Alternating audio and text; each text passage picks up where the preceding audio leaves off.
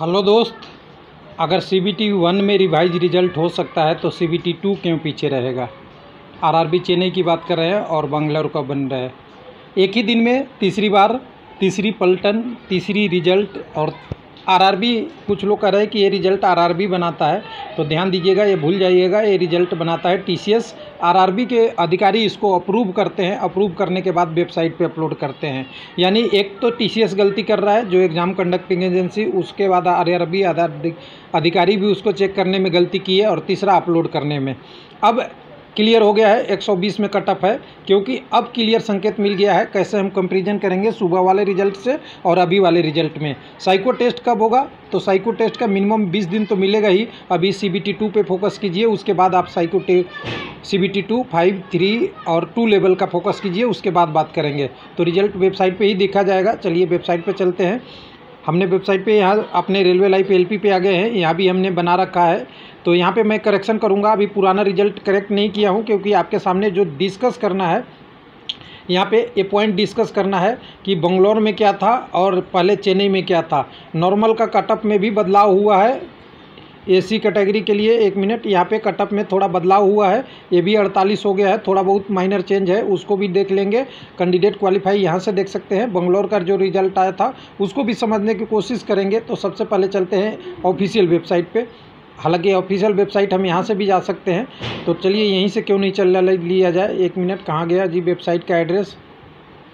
यहाँ से ले लेता हूँ मैं वेबसाइट। आरआरबी चेन्नई की बात कर लेते हैं। तो आरआरबी चेन्नई पे चलेंगे, तो चेन्नई पे यहाँ पे अपलोड बहुत फास्ट हो रहा है, और फास्ट हो रहा है। ये तीसरी इंसिडेंट है। रिजल्ट विड्रॉल वाला जो ऑप्शन था वो भी हटा दिया गया, जो कैंडिडेट का क्वालिफाई था वो भी हटा दिया गया है। और यहाँ पे रिवाइज रिजल्ट CBAT के लिए शॉर्ट लिस्टेड कैंडिडेट का नाम भी फिर से कट ऑफ दे दिया है। और कट ऑफ में देखेंगे तो कोई बहुत चेंज नहीं है, लेकिन हाँ चेंज तो है। क्या क्या चेंज है? पहला AC का कटअप पहले 49 पॉइंट कुछ था, ये देखिए अब कम हो गया है। ये 64.06 था। इसको देखते चलेंगे एक साथ के साथ कि क्या चेंज हुआ है। तो अपने वेबसाइट पे ही लेके आऊँगा मैं, यहाँ से देखते चलूँगा, क्योंकि यहाँ पे हमने बना रखा था। 64.07 था, लगभग वही रहा है, क्योंकि 0.96 में था। यहाँ पे 49.15 था आपका AC का, वो चेंज होके यहाँ पे कितना हो गया है देख लीजिएगा। ऑफिशियल 48.96 हो गया है। तो कुछ यहाँ चेंज हुआ है। इसमें 48.47 है, तो पहले कितना था, लगभग यही था, 48.47 ही था, कोई चेंज नहीं है। उसके बाद OBC में कितना चेंज है, OBC में 56 है। यहाँ पे अगर देखें तो 56.27 है, और 53.89 जो आपका EWS का था वो सेम के सेम वही है। लेकिन एक मेजर चेंज है जो पिछली रिजल्ट में थी। यहाँ पे कटअप, जो एक सर्विसमैन का कटअप था वो 100 के टर्म में था। यानी देखिएगा, तो ये वाला कटअप 30 था। यहाँ से मैं दिखा दूंगा अभी। ये 30 था, ये 40 था, ये कुछ, ये तो 46 कुछ था, ये ज़्यादा था थोड़ा ST में। और ये OBC का 30 था, और EWS में तो कोई है नहीं, यहाँ पे कोई क्वालिफाई नहीं किया है, इसलिए। तो यहाँ पे ये कटअप चेंज करने का मकसद देखिए हमें दिख रहा है। रिजल्ट अपलोड, हटाना और फिर से अपलोड करना में एक ही चेंज लग रहा है। EWS का कटअप इन्होंने 100 में बना दिया था, और जैसा कि मैंने इसी को देख के बताया था कि कटअप 100 में है। इससे पहले वाला भी वीडियो आप देख लीजिएगा, उसमें मैंने बोला था कि ये 100 में कटअप है। जब यहाँ पे 40 से कम में तो क्वालिफाई ही नहीं हो सकता, तो ये 40 से कटअप 100 में है। यहाँ पे आपका डिक्लेयर हो गया। अब बंगलौर की बात करेंगे, तो बंगलौर भी देख लेते हैं क्या आया है कि नहीं आया है। तो यहाँ से वेबसाइट से ले लेता हूँ मैं। एक बार बंगलौर चलते हैं, आरआरबी बंगलौर चलेंगे। आरआरबी बंगलौर में रिजल्ट वाले सेक्शन में जाएंगे, फिर से रिजल्ट पब्लिश हुआ है या नहीं देखते हैं। तो यहाँ पे फिर से रिजल्ट यहाँ पे आपको पब्लिश हो गया है। इसको जो हट गया था इसको ओपन कीजिए, इसको भी ओपन करिएगा, बाकी आरआरबी पे भी आएगा और ये ओपन हो जाएगा। तो यहाँ भी देखिए, जो यहाँ पे UR का कटअप कम था, 40 था, 48 हो गया। इसके बाद एक सर्विसमैन ST का कटअप 31 हो गया। OBC वाला फिर ये आपका 36 हो गया। इधर में 71 UR का है, वो 120 में से था, तो वही है। ये 53.33 120 में से है, 120 है। ST का 51 है, 120 में से, और OBC का 63 है, और EWS के लिए 62.33 है। अब सवाल उठता है CBT 1 का। CBT 1 में आपको पता होगा लेवल 6 का कटअप 80 प्लस लगभग गया था, लगभग UR का 78 भी कहीं था, कुछ था। अब यहाँ पे UR का कटअप देखिए कितनी आ रही है, 71। कितने में से? 120 में से। अगर 100 की टर्म में बात करेंगे तो ये 65, 64, 62 ही आएगा। तो मेधावी छात्र पेपर पे बनता है और नॉर्मलाइजेशन से बढ़ते हैं। तो नॉर्मलाइजेशन एक बहुत प्रोसेस है जो गड़बड़ है, किसी को आगे किसी को कम किसी को क्या कर देता है, वो भी एक है। और यहाँ पे देखिए कितना परसेंट 51 कितना होता है परसेंटेज में, अगर आप कैलकुलेट करेंगे 120 का तो यहाँ पे कितनी परसेंट है, 60 होता है 50%, ये 45-40% के आसपास आपको एसटी का कटअप साइको के लिए जा रहा है। तो एक अच्छा संकेत है कि आप एग्ज़ाम में जा सकते हैं। हालांकि ये भी बहुत सारा आरआरबी का रिजल्ट आना बाकी है, तो रिजल्ट आएगा तो और सारी चीज़ें पता चलेगी कि क्या क्या हो रहा है। किसी का कटअप किसी आरआरबी में भी ज़्यादा भी जा सकता है, किसी में कम भी जा सकता है। यानी मिनिमम कटअप अभी 48.57 यानी 49 मान लीजिए, 50 से नीचे आउट ऑफ 120 आ चुका है। तो लेवल 5 लेवल 3 और 2 वाले को क्या सजेशन है, क्या इतना पे विश्वास कर लेना चाहिए? तो ध्यान दीजिएगा, गलती नहीं करेंगे, जितना अच्छा हो सके मेहनत से क्वेश्चन कीजिएगा।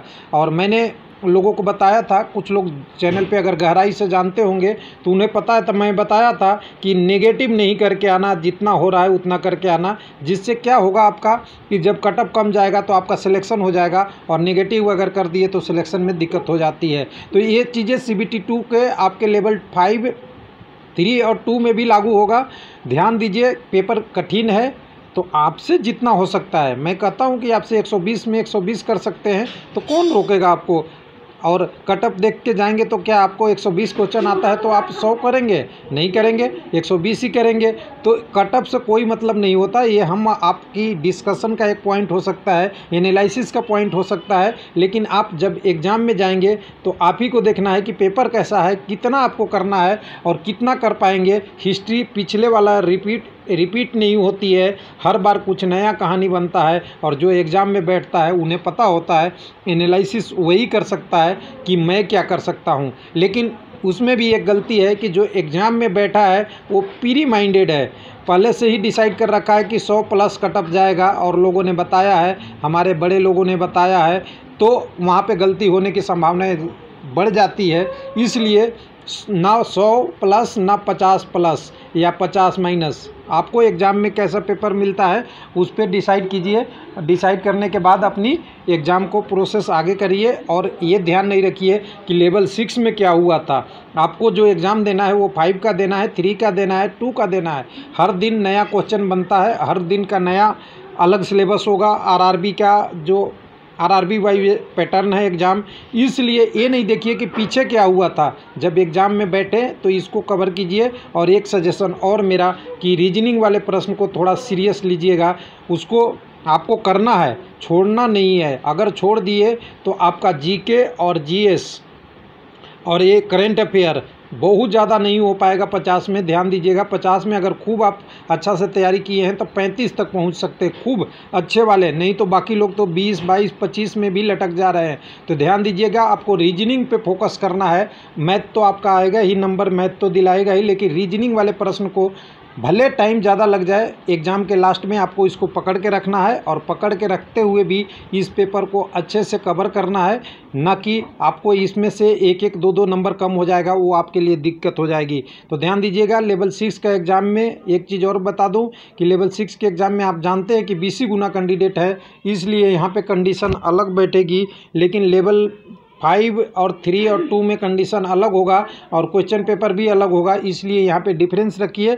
ये नहीं सोच के जाइए कि इस बार -50 गया है, 50 से नीचे गया है, -50 नहीं, 50 से नीचे कटअप गया है तो अगली बार भी जाएगी, या अभी किसी का 100 प्लस चला गया है तो अगली बार भी ये रिपीट होगा। कोई कहानी रिपीट नहीं हो सकता, इसलिए आप सिलेक्टिव और प्रश्न एटीट्यूड से जाइए कि आपका प्रश्न है, आपको करना है। पहले जो सुना है वो ख़त्म हो गया है, यानी समय है किसका, सुनो सबकी,